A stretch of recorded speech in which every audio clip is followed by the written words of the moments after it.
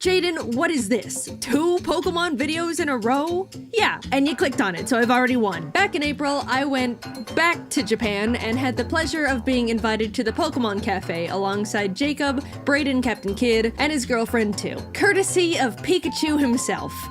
And the Pokemon Company. Legally, I have to disclose that, but it was mainly Pikachu. Apparently, we were the first creators who have ever been personally invited to the cafe, which absolutely blew my mind. That's insanely special, and I felt so honored. So naturally, I thought, why not channel a bit of Emily's aura and make a video about the experience? We walked in and were greeted by a wall of the cutest cafe-themed Pokemon merch. Chef Pikachu plushes, plates, cups, decorations. Oh, it was beautiful. We'll come back for you, my beloveds. Let us feast first. The staff brought us to our table, taught us how to order food from the little tablet, and our Pokemon experience began. We decided to start with the drinks first, and there were genuinely so many to choose from. Cute character soda floats, tea sets, flavored milks. How could you even decide? Basically, between the 4 of us, we ordered almost one of everything. I think visually, my favorites were the Paldea soda floats. Sprigatito was melon flavored, Fuecoco was apple, and Quaxley was Ramune soda.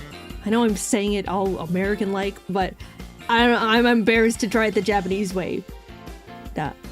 Ramune.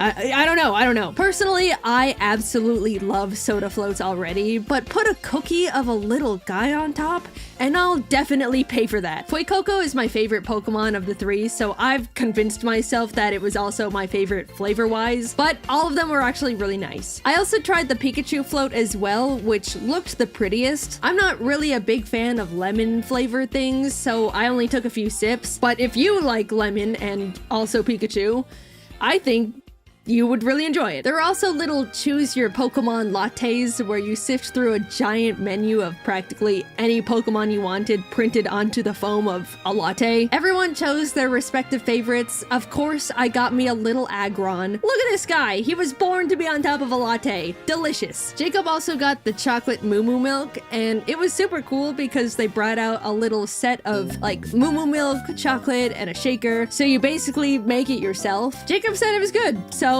I'm sure it was. I can't confirm, I didn't try it. Last but not least, we ordered one of the Poltergeist and Sinistea tea sets. I don't really drink tea, but the pot and cups were so cute, we ended up buying them when we left. This is just genius merch on their behalf. Well done to them. I love it. On to the food. As you can see, there were a decent amount of options here too. Unfortunately, as some of you guys know, I don't eat meat. And even more unfortunately, since vegetarian diets aren't very common in Japan, every food item on the menu included some kind of meat. We called over Pikachu and his employees to double check and see if they offered something to fit my diet, and after flipping through their menu, they came to the conclusion there was nothing.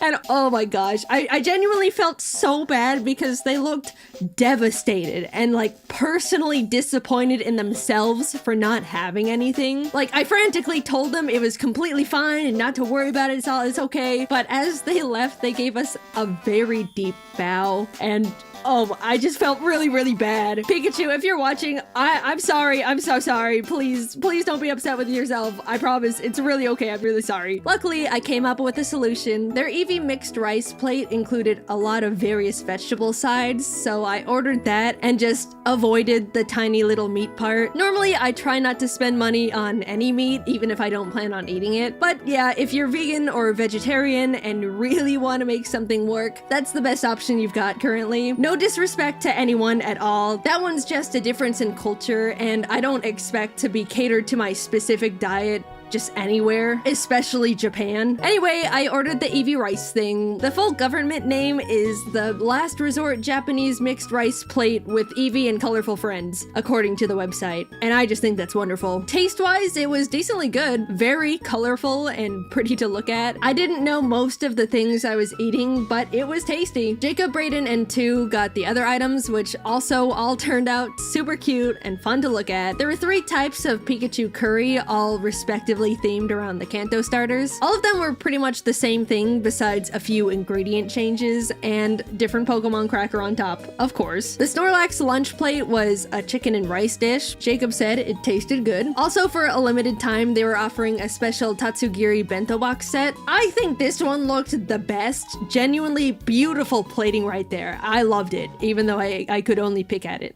The general consensus in terms of overall taste of everything was that nothing was super crazy, out of this world, delicious gourmet, but nothing was like bad, you know? It was more about the experience and novelty of the cafe anyway, so no one really minded. We were simply enjoying being there with our cute plates and spoons. Finally, we wrapped up the meal with desserts. There was a cute Pikachu souffle pancake and a chocolate parfait. Naturally, like everything else, it was all simply art on a plate. I personally thought they both tasted really nice. Nothing was too sweet, we got to ooh and ah at them, and it was a perfect way to wrap up the meal. As a fun surprise during it, there was a portion where Chef Pikachu came out and did a cute little dance around the restaurant for the people eating. Most of the video is blurred for the privacy of the people there. But look at Pikachu, look at him go! He can't clap his hands to go along with the song, but that doesn't stop him from trying. Hi Pikachu, big fan! We wrapped everything up and of course grabbed pretty much all of the exclusive merch they were offering. How are we supposed to remember our experience forever and ever if we don't bring back all the plushes they have? Riddle me that! I wanted to extend a very, very big thank you to the Pokemon Company and Pikachu for reserving our table and having us come to the cafe. They didn't pay me to make a video or anything, but I wanted to share my experience with you guys because I definitely enjoyed my time there, and I know a lot of you love Pokemon just like me. It was a huge honor, we all had a great time, and the cafe was wonderful. +4 to the Pikachu plush collection. I would definitely recommend the cafe to anyone who likes Pokemon and food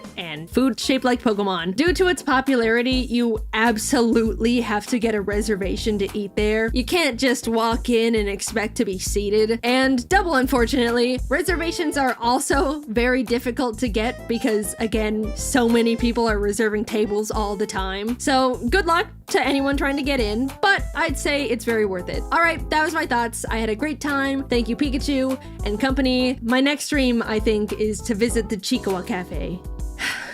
Maybe one day.